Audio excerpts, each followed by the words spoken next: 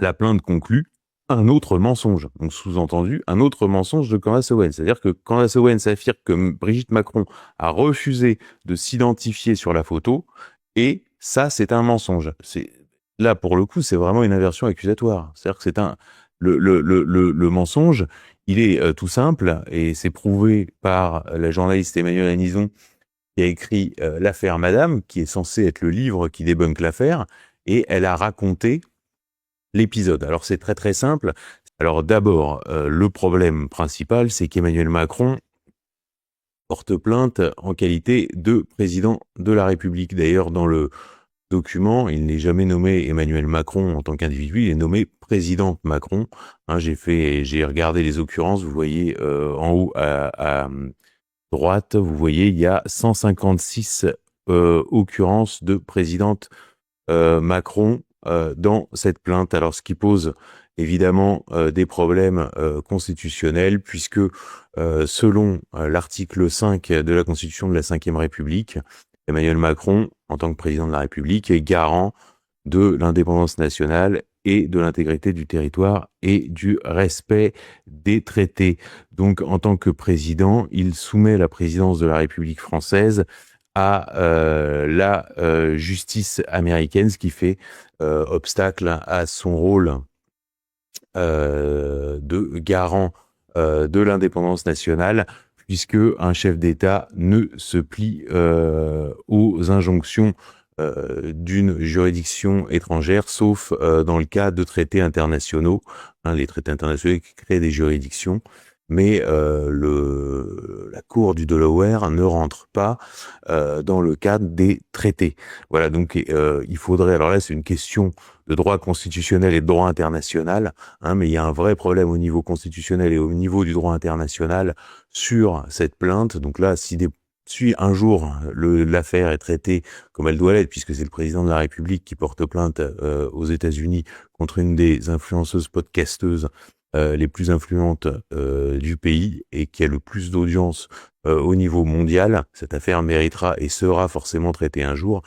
Ça mériterait que sur les plateaux de télévision, au lieu de jouer au bal des hypocrites, du genre j'en ai jamais entendu parler, mais on en parle dans les dîners en ville, etc., on est des spécialistes du droit constitutionnel et du droit international pour nous expliquer les limites légales de cette plainte.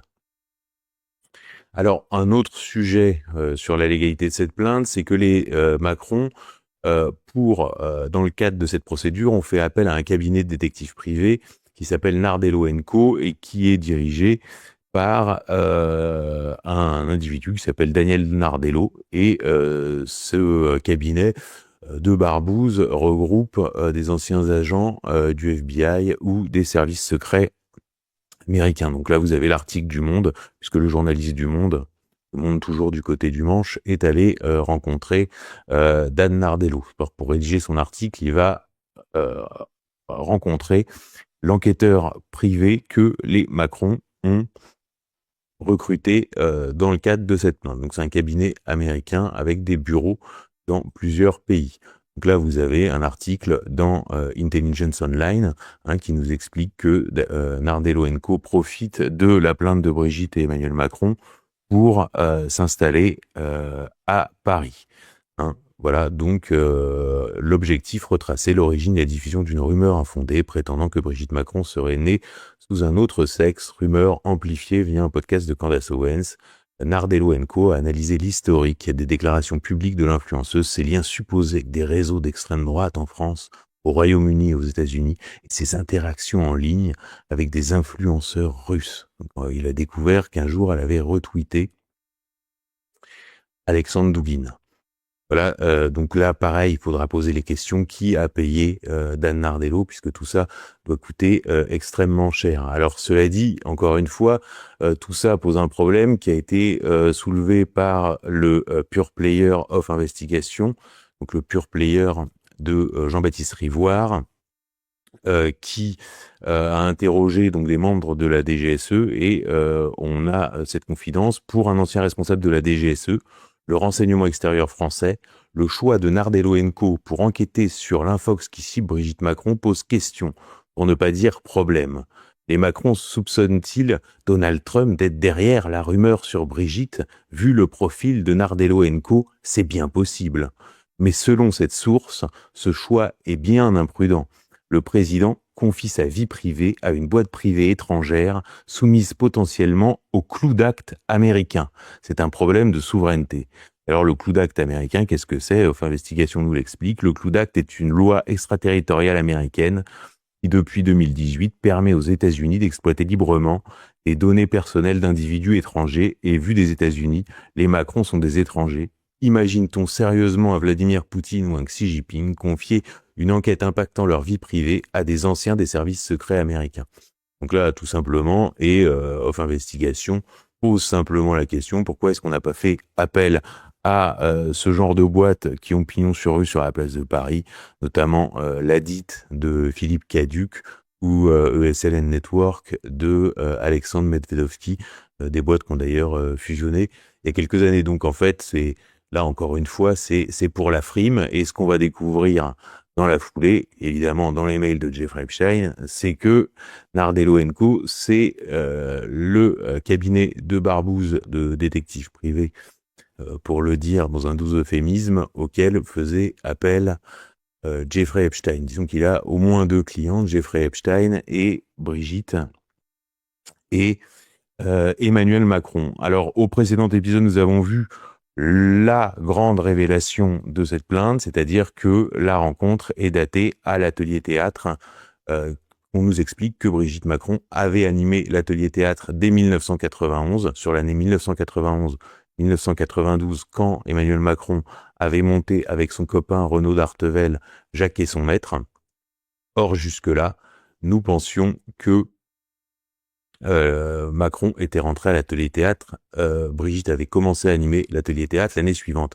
Donc là, je lis le livre de Éric Stemelen, qui lui était le premier à avoir retracé cette chronologie et à avoir mis en lumière, mis au jour ce mensonge que lors de la rencontre, Emmanuel Macron n'avait pas 17 ans et Brigitte Osière 36, mais que Emmanuel Macron avait bien 14 ans et elle 39. Donc là je lis, or en 92, Emmanuel Macron a 14 ans, né le 21 décembre 77 et termine sa classe de 3e au lycée La Providence d'Amiens lorsqu'il joue dans la pièce Jacques et son maître de Milan Kundera qu'il a monté avec son copain Renaud d'Artevel. Brigitte Osière, alors âgée de 39 ans, née le 13 avril 1953, se dit enthousiasmée par le talent du garçon qui ne sera jamais dans sa classe de français, et à la rentrée, donc en septembre 92, elle l'accueille dans l'atelier théâtre qu'elle dirige et auquel il participera pendant 2 ans. Or, la plainte nous dit que Jacques et son maître a bien été monté par Brigitte, donc que la rencontre remonte en fait au début de l'année 92, c'est-à-dire en septembre 91, où Emmanuel Macron avait alors 13 ans.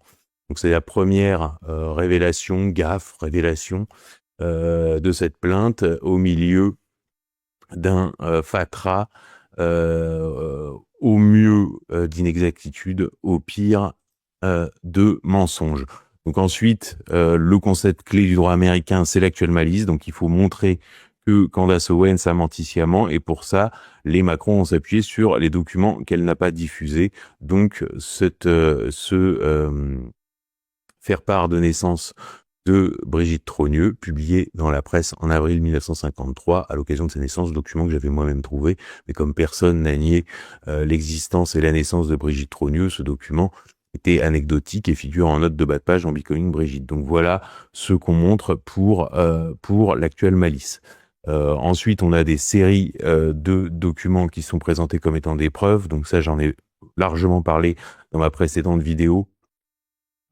Donc vous avez cette photo de famille qui est un faux, la photo de communion dont on a établi que c'est Brigitte Trogneux, mais que ce n'est pas Brigitte Macron, et puis la photo, on appelle la photo de la petite fille à la robe, qui n'est pas exploitable par la reconnaissance faciale, et qu'on n'a tout simplement pas exploitée parce qu'elle pose des questions, c'est-à-dire de par son apparence, c'est censé être une photo prise quand si Brigitte Trogneux a 3 ans en 1956, or on peut poser la question de la datation de cette photo de par sa couleur, d'autre part, de par le fait qu'elle soit en couleur et le rendu de ces couleurs, et d'autre part, les Macron ont déjà essayé de bidouiller, puisque on a établi que cette photo de Laurence Auzière avait d'abord été présentée comme une photo de Brigitte Macron. Donc là, vous avez les captures d'écran archivées du Figaro. Donc là, c'est Brigitte Macron. Et là, c'est devenu Laurence Auzière. Donc c'est pour la raison pour laquelle nous n'avions pas exploité cette photo qui pose des questions. Et la non-exploitation de cette photo était s'inscrivait plutôt dans une rigueur méthodologique et non pas, et ne prouve en aucun cas une actuelle malice. Alors je profite de ce point pour préciser que cette photo, on voit beaucoup sous des posts américains sur l'affaire, c'est-à-dire des citoyens américains qui relaient des contenus sur Brigitte Macron, sur Candace Owens, et on voit apparaître dans les réponses, mais regarde, l'affaire est bidon, voici Brigitte Macron, après avoir donné naissance à une de ses filles. Alors, le public américain n'est pas familier de l'affaire, et c'est vrai que ça peut impressionner. Alors, il n'est pas dans la plainte, ce document, mais je me permets quand même de le souligner, puisqu'on le voit beaucoup sur X sous des publications américaines, mais dès lors qu'on dézoome, on s'aperçoit qu'en fait, ce document est issu du compte Facebook de Tiffaine Auzière après la naissance d'une de ses filles, donc ce n'est en aucun cas Brigitte Macron, jeune mère de famille. Alors ensuite, on avait cette photo de famille donc qui est présentée comme une preuve, puisqu'on nous dit, vous voyez, il y a Brigitte Macron sur les genoux de sa mère. Or, nous disons tout simplement, c'est quand même malheureux de présenter à la justice américaine un document qui est un faux manifeste, d'abord parce qu'il a été édité, c'est-à-dire que en haut, à gauche, l'abat-jour qui attirait l'attention, je dirais, sur le gamin a été supprimé. Complètement étonnant, j'ai jamais vu des gens supprimer des abat-jours de leurs photos de famille. Et ensuite, en recoupant, donc là nous avons le visage du gamin avec les dents bien alignées sur la photo de famille. Et quand nous avons cherché des photos de Jean-Michel Trogneux à cet âge-là, au même âge, nous sommes aperçus qu'il avait les dents du bonheur, hein, comme Brigitte Macron sur ses photos les plus anciennes. Donc il s'agit d'une coquetterie, hein, d'avoir reporté les opérations de chirurgie dentaire de Brigitte Macron sur Jean-Michel Trogneux. Voilà. Donc quoi qu'il en soit, donc c'est un fait qui souligne simplement la dinguerie des Macron. En fait, quand vous rentrez pas dans le cœur du dossier, vous percevez pas du tout la dinguerie des Macron. C'est-à-dire à ce niveau de folie, il faut le dire. Donc cette photo, quoi qu'il en soit, est un faux. Alors ensuite, nous arrivons sur la pièce sur laquelle nous étions restés, qui est la photo de communion, donc qui représente Brigitte Trogneux lors de sa première communion en 1963. Donc elle a 10 ans. Cette photo a été donnée à Virginie Linhart en 2018 dans le cadre, une journaliste complètement mainstream, dans le cadre d'un documentaire, la réalisation d'un documentaire qui s'appelle Brigitte Macron, un roman français. Hein. Et la question de son authenticité s'est posée, vu les questions que posait l'authenticité des autres documents, certains documents comme la photo de famille, étant des faux manifestes et cela ayant été démontré. Donc nous avons cherché à la recouper et Emmanuel Anison s'est donc déplacé à Amiens et a récupéré une photo du groupe de communiantes et a pu établir, en prise le même jour que cette photo-là, donc c'est une photo de groupe, le visage de Brigitte Trogneux est un petit peu masqué par la feuille de chambre, mais on reconnaît bien la même gamine, et a pu établir qu'il s'agissait bien d'une photo de Brigitte Trogneux lors de sa première communion, et que cette photo était authentique. Le problème, c'est que quand nous avons analysé ce document à la reconnaissance faciale, nous avons pu établir que cette photo ne représentait pas Brigitte Macron. Donc a priori, Brigitte Macron n'était pas, comme elle le prétend, née Brigitte Trogneux. L'individu née Brigitte Trogneux. Puisqu'on obtenait un score en moyenne avec un panel de 60 photos à 57%. Or, dans des cas analogues, les résultats étaient toujours situés entre 66 et 78%. Voilà, donc tous les exemples de femmes, nous avions pris Lady Di, Bernadette Chirac avec la photo de la communiante, la reine d'Angleterre, Jodie Foster, Hillary Clinton, Marine Le Pen, etc. Donc nous étions au moins à 10 points, sinon à 20 points, en dessous du seuil d'identification dans des situations analogues. Voilà où nous en étions restés. Alors, petite pause pour vous signaler que vous pouvez vous informer et nous soutenir en vous abonnant à la lettre de Xavier Poussard sur xavierpoussard.com. Le lien est en description et vous pouvez évidemment vous procurer, découvrir ou redécouvrir ou offrir, faire découvrir autour de vous Becoming Brigitte qui, je le signale, est maintenant disponible en espagnol et en italien, en plus de la version anglaise et de la version française. N'oubliez pas de vous abonner à cette chaîne YouTube, recevoir les notifications avec la cloche et surtout, en cas de problème avec YouTube, n'oubliez pas de vous abonner. Rappelez-vous de vous abonner à notre chaîne de secours qui se trouve sur Rumble, donc qui est une plateforme américaine réputée pour sa défense de la liberté d'expression. Donc nous avons une chaîne de secours sur Rumble à laquelle il faudrait s'abonner dès maintenant en cas de pépin avec cette chaîne YouTube. Voilà, donc nous en étions restés à cette photo de communiante. Donc tout simplement, il y avait cette photo. Donc qu'est-ce qui s'est passé? Je me suis simplement plongé dans les archives départementales de la Somme, les archives municipales d'Amiens, et j'ai récupéré les listes de classe des gens qui ont été en classe toute leur scolarité tout au long de leur scolarité avec Brigitte Trogneux, et je les ai contactés tout simplement pour avoir des photos de classe. Donc moi personnellement j'en ai pas trouvé, mais ça m'a permis d'identifier celles qui en avaient, celles qui étaient proches de Brigitte Trogneux, et ce qui a permis ensuite à Emmanuel Anison de récupérer la photo du groupe de communiante qui nous a permis ce recoupement.